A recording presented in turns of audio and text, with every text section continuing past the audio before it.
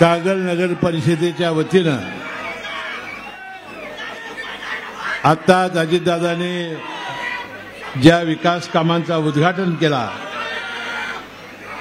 आणि दादांनी अर्थसंकल्पामध्ये ज्या योजना आणल्या त्याबद्दल लाडक्या बहिणींच्या वतीनं त्याचा सत्कार समारंभ या संयुक्त कार्यक्रमाला उपस्थित या कार्यक्रमाचे प्रमुख पाहुणे राज्याचे उपमुख्यमंत्री आमचे नेते आदरणीय अजितदादा पवार, या कार्यक्रमाला उपस्थित आमदार राजेश पाटील, या कार्यक्रमाला उपस्थित अरुणराव डोंगरे, बाबासाहेब पाटील, प्रवीणशे पाटील, वसंतराव दुरे, गणपतराव फराटके, युवराज पाटील, भैया माने, शीतलताई फराटके, नवीन मुश्रीफ, विकासराव पाटील, चंद्रकांत गौडी, प्रकाश गाडेकर, आनंदराव बोते, रामगोंडा पाटील, नामदेवराव पाटील मळगेकर, व्यासपीठावर सर्व उपस्थित प्रमुख नेते मंडळी आणि फार मोठ्या विराट संख्येने उपस्थित असलेले सर्व माझ्या माता भगिनी, नागरिक, तरुण मित्र, पत्रकार बंधूंनो आणि मित्रांनो, पहिल्यांदा मी तमाम जनतेची माफी मागतो, कारण वास्तविक आरटीओच्या चेकपोस्टच्या त्या भव्य पटांगणामध्येच आपण हा कार्यक्रम करायला पाहिजे होता, परंतु पावसामुळे फार मोठ्या प्रमाणात लोक येतील का नाही ही शंका आम्हाला निर्माण झाली आणि या ठिकाणी कार्यक्रम केल्यानंतर दादांच्यावर येत असताना मी पाहिलं की प्रचंड गर्दीनं लोक अजूनही येत होते आणि त्यांची फार मोठी गैरसोय झाली आणि त्यांना इथं बसता आलं नाही। त्याबद्दल मी मनपूर्वक त्या सर्वांची, माता भगिनींची, सर्व कार्यकर्त्यांची मी मनपूर्वक माफी मागतो।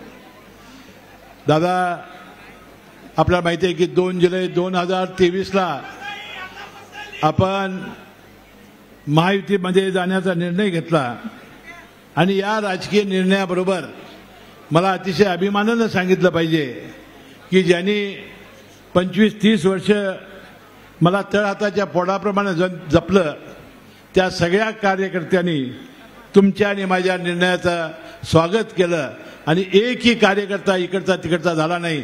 त्याबद्दल मनपूर्वक माझ्या हजारो तमाम कार्यकर्त्यांचे मनपूर्वक मी आभार मानतो। गेल्या 25 वर्षाच्या राजकीय आणि सामाजिक जीवनामध्ये काम करत असताना आपल्याला माहिती आहे की या तालुक्यामध्ये आणि या मतदारसंघामध्ये विकासाचं डोंगर उभं करण्याचं काम तरी आपण केलं, परंतु या विकास कामाबरोबर मी अतिशय अभिमानाने सांगेन, मला दुपारी दादा विचारत होते की साहेब तुम्ही किती निधी आणला? मी म्हटलं दादा, मी आज निधी सांगितला तर राज्यात चर्चा होईल।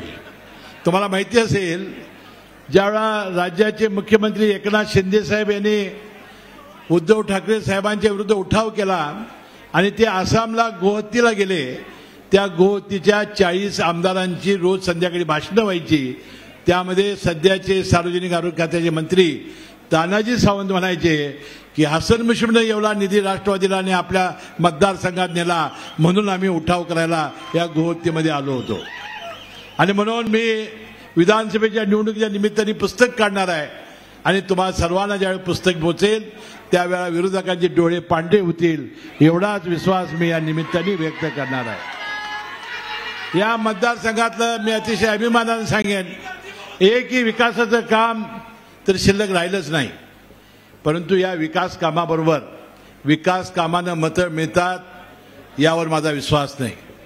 गावागावात गट असतात, तट असतात, समाजामध्ये अनेक गरीब माणसं असतात, त्या प्रत्येकाला वाटतंय की माझ्या जीवनामध्ये गरिबी आहे ती आमदारांना दूर केली पाहिजे, माझ्या समस्या दूर केल्या पाहिजेत, माझी मुलं हातात शिकून बेकार आहे त्याच्या हाताला काम लावलं पाहिजे।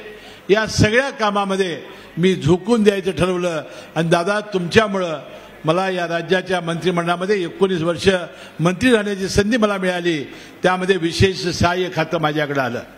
हे संजय गांधी निराधारचं खातं होतं, बॅरिस्टर अंतुले साहेबांनी 80-81 साली सुरू केलेलं खातं, त्यामध्ये आमूलाग्र बदल करण्याचा मी निर्णय घेतला। विधवा भगिनींना पेन्शन देणारा कायदा राज्यामध्ये आला, परित्यक्त्या भगिनींना कायद्यात बदल करून पेन्शन देणारा कायदा राज्यामध्ये आला।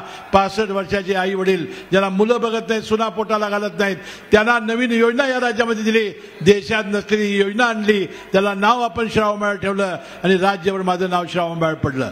दिव्यांगाच्या 80%, अपंगाचे दाखल्याची अट आपण बदलली ती 40%वर आणली आणि त्यांनाही पेन्शन द्यायला सुरुवात केली. माझ्या काळामध्ये ती 250 होती, नंतरच्या काळात मी 600 केली, युतीच्या काळात ती 1000 झाली.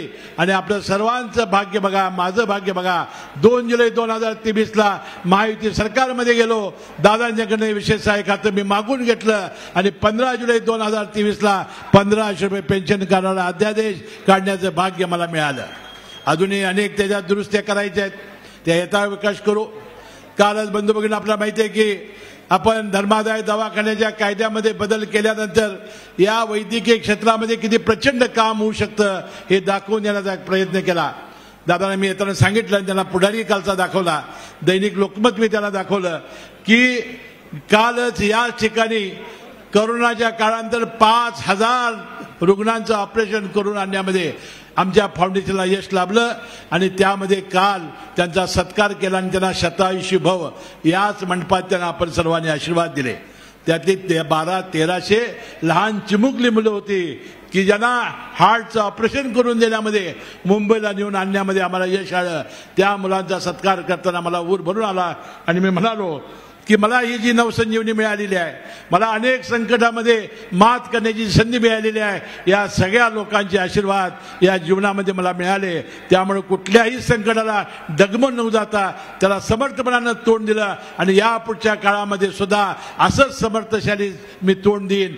तुमची साथ, तुमची सर्वांचं सहकार्य, तुमचे आशीर्वाद यामुळे कुणी या निवडणुकीत माझ्या विरोधात कोण राहणार आहे मला माहिती नाही. कुणी राहिला की बंधू भगिनींनो प्रचंड मताने त्याला पराभूत करण्यासाठी माझे कार्यकर्ते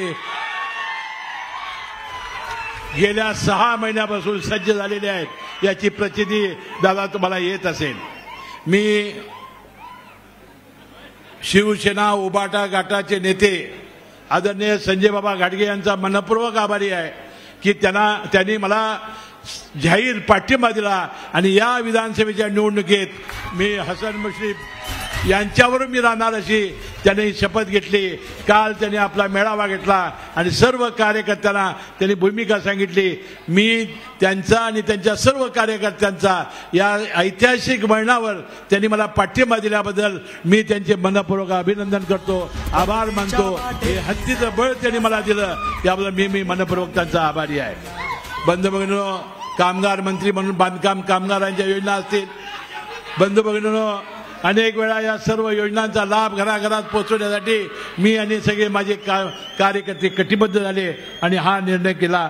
मी अनेक वेळा हे सगळं मनोगत आपल्यासमोर व्यक्त केलेलं आहे. पुन्हा या निवडणुकीच्या निमित्ताने मी आपल्या समोर येणार आहे आणि म्हणून मी कालही तुमचाच होतो, आजही तुमचाच आहे आणि उद्याही तुमचाच राहणार आहे आणि शेवटच्या श्वासापर्यंत राहणार आहे एवढा विश्वास मी या निमित्ताने देतो. बंधूंनो, आज आपण अजितदादाचं ऐकायला इथं आलेलो आहे. माझं तर रोजच आपण ऐकता. बंधू भगिनींनो, दादांनी परवाच विधानसभेमध्ये आपल्या बजेटच्या भाषणामध्ये सगळ्यात मोठी घोषणा केली. त्यांनी मुख्यमंत्री लाडकी बहीण योजना त्यांनी जाहीर केली. 21 ते 65 वयोगटातील पात्र महिलांना, ज्याचं पिवळं रेशन कार्ड आणि केशरी आहे, त्याला 1500 रुपये एका विवाहित महिलेला आणि एका अविवाहित मुलीला देण्यासाठी त्यांनी योजना जाहीर केलेली आहे. ते आपल्या भाषणात त्याचा संपूर्ण उल्लेख करतील, त्याला आपल्याला सगळ्यांना त्याची माहिती देतील. पण या जिल्ह्याचा पालकमंत्री म्हणून 6,92,000 अर्ज प्राप्त झालेले आहेत आणि आमचा राज्यामध्ये 3रा जरी नंबर असला तर पुणे जिल्ह्याची लोकसंख्या जादा आहे, नाशिक जिल्ह्याची लोकसंख्या जादा आहे, परंतु कोल्हापूर जिल्ह्यात 6,92,000 टक्केवरनं आपल्या राज्यात कोल्हापूर जिल्हा पहिला आलेला आहे. हे पालकमंत्री म्हणून मला सांगताना आनंद होत आहे. आणि या सगळ्या बहिणींना आपण ही रक्षाबंधनाची भेट देणार आहात त्याबद्दल मनपूर्वक मी तुमचा आभारी आहे. आता यामध्ये 1-2 अडचणी आहेत. अनेक महिला मला विचारतायत, आमचे कार्यकर्ते विचारतायत, साहेब एकेकाला 2-2 बायका आहेत, त्याचं काय करूया? सगळीकडे नाही, कुठं कुठं आहे. मी म्हटलं जी लाडकी आहे, नवरोबाला आवडेल त्याला द्या. नंतर 2 मुली आहेत बिन लग्नाच्या, त्यांचं काय करायचं? आज तरी एकाच मुलीला आपण जाहीर केलेलं आहे. दादा यथायोग्य ज्यावेळेस तिजोरीमध्ये पैसे येतील त्यावेळेस ती जाहीर करतील. मुलीला मोफत उच्च शिक्षणामध्ये माफी त्यांनी आत्ता सांगितलं, आता त्यांनी सत्कार केला. त्याशिवाय 3 सिलेंडरची योजना त्यांनी जाहीर केली. आपल्याला अर्ध तिकीट हे एसटीमध्ये दिलं जात आहे. केशरी कार्डाला आणि पिवळ्या कार्डाला तांदूळ आणि गहू मोफत दिला जातोय.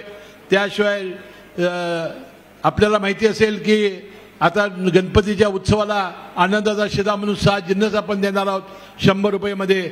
चणा, डाळ, त्यानंतर रवा, साखर वगैरे हे सगळं तुम्हाला देतोय.